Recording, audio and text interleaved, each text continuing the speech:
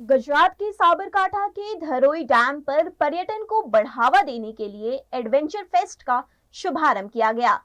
उत्तर गुजरात के साबरकांठा जिले में स्थित ऐतिहासिक धरोई बांध अब सिर्फ जल स्रोत नहीं बल्कि साहसिक पर्यटन का नया केंद्र बनने जा रहा है। गुजरात के मुख्यमंत्री भूपेंद्र पटेल ने यहां धरोई एडवेंचर फेस्ट का उद्घाटन किया।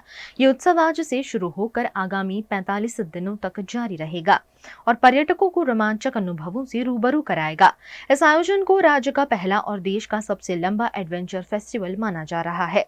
वडाली स्थित धरोई डैम पर आयोजित इस फेस्टिवल में जमीन, पानी और आकाश से जुड़े 10 से अधिक रोमांचकारी गतिविधियां शुरू की गई हैं।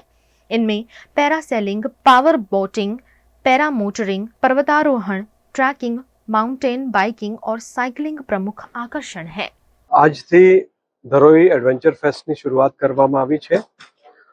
ધરોઈ એડવેન્ચર ફેસ્ટ ધરોઈ ડેમની બાજુમાં ટેન્ટ સિટી અને એડવેન્ચર પાર્ક તરીકે એની શરૂઆત કરવામાં આવી છે। આજે માનનીય મુખ્યમંત્રી શ્રી સવારે સૌથી પહેલા એડવેન્ચર સિટીમાં આવ્યા અને એડવેન્ચર રાઇડ પણ કરી। એ પછી ટેન્ટ સિટીનું ઉદ્ઘાટન કર્યા અને આ બંને ખુલ્લું મૂકવામાં આવ્યા છે। ધરોઈ એડવેન્ચર ફેસ્ટની અંદર water based rides, air based rides અને લેન્ડ બેઝડ એડવેન્ચર એક્ટિવિટીઝ કરવામાં આવનાર છે।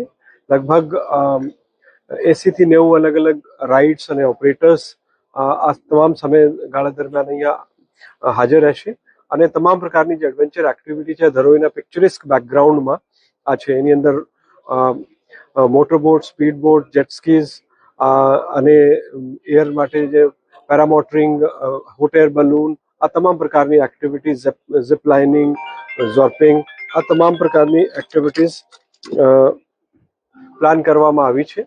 સાથે સાથે ટેન્ટ સિટી પણ બનાવવામાં આવી છે। ટેન્ટ સિટીની અંદર 21 જેટલા અલગ અલગ કેટેગરીના ટેન્ટ્સ છે અને એની સાથે સાથે ડોર્મેટરી પણ, એસી ડોર્મેટરી પણ બનાવવામાં આવી છે। સો પ્રવાસીઓ માટે ખૂબ સારી સુવિધા છે।